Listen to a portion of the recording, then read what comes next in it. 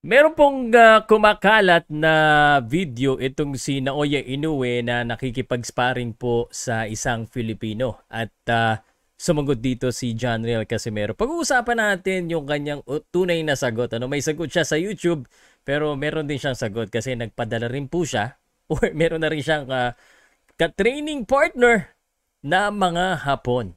Pag-usapan po natin yan. Powercast Sports. If you're new here, don't forget to subscribe and hit the notification bell.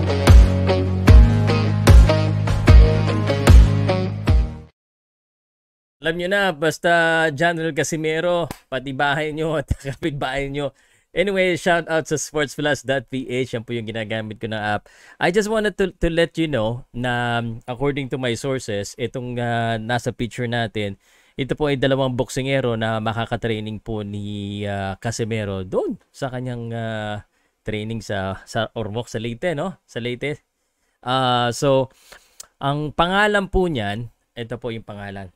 Binigay na po sa akin. At actually hindi, ito na. Papakita ko na lang sa inyo yung record kasi ini-screenshot ko na yung mga records po ng dalawang boksingero na ito na makakasama niya. Kumakalat-kalat kasi yung parang training sparring ni Naoya Inoue kay Arnel Bacunay. Alam naman natin si Naoya Inoue may hilig nga yan sa magpadala ng Pilipino kasi naman laging Pilipino ang kalaban niya. Kaya natural lamang na Pilipino ang kanyang kuhaning ka-sparring partner. Ito po yung isa dyan, si Mishiro, 1311, parang member din po ito ng Treasure Boxing, nakalaban din sa mga Treasure Boxing event. At 5'9 siya, medyo matangkad, 28 years old, super featherweight. So malaki. At saka ito naman yung isa, medyo baguhan na konti, pero alam mo naman sa Japan, kahit na konti ang record, talaga namang palaban po sila dyan. Talagang malalakas talaga yung mga Hapon Ang isa sa gusto kong sabihin dito, I wanna congratulate. Kasi nakikita-kita ko si General Casimero, yung kanyang vlog.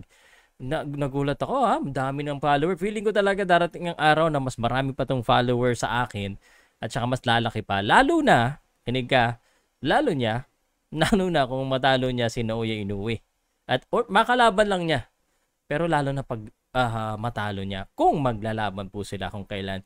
At sa tingin ko ay malaki po ang tsansa at pakiramdam ni Casimero. Kasi si Casimero ay hindi po tumitigil sa paparinig po dito kay Naoya Inoue. Sabi nga niya doon sa huli niyang video, easy work. Pag ako nakaharap mo, Naoya Inoue, bibigyan kita ng magandang laban na hindi mo makakalimutan. Yan po yung sabi niya. Doon po yan sa Ito kasi yan yung kumakalat-kalat na YouTube video. Pati si Sports Talk gumawa.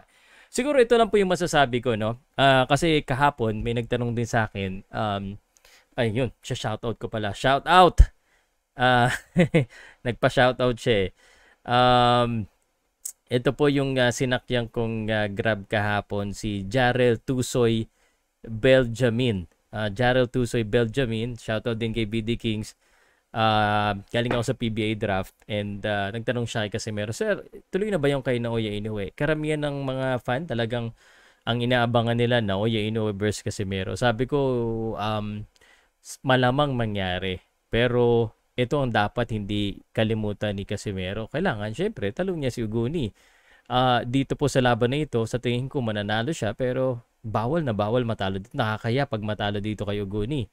And then, yung Luis Neri, is tingin ko baka mangyari pa rin yan end of the year. Sana, Pero yung kay Naoya Inoue, ulit-ulitin ko po sa inyo, miski sila, siguro sabihin nila baka mid-year of next year. Sana matuloy. Pero hanggat walang kontrata, minsan nga pag may kontrata hindi pa natutuloy, relax lang po muna tayo. Siguro ang ipagdasal nyo na lang, makafocus si Casimero, maka-improve at manalo lang siya sa mga sunod-sunod na mga laban niya. Regardless kung ito ay activity fight o hindi. Okay? So, good luck na lang kay Casimero. Yan lang muna yung update natin. Wala pa tayong ibang updates. I'm still trying basta, meron akong surpresa sa inyo just in case ma-approve po tayo. Okay? Salamat po sa inyo lahat. Ako po si Pao Salud ng Pauka Sports at ulit, pasalamatan ko lang yung Sports Plus PH. Pag tuloy yung laban ni Casimero, alam nyo na. Yan lang yan. Scan nyo lang.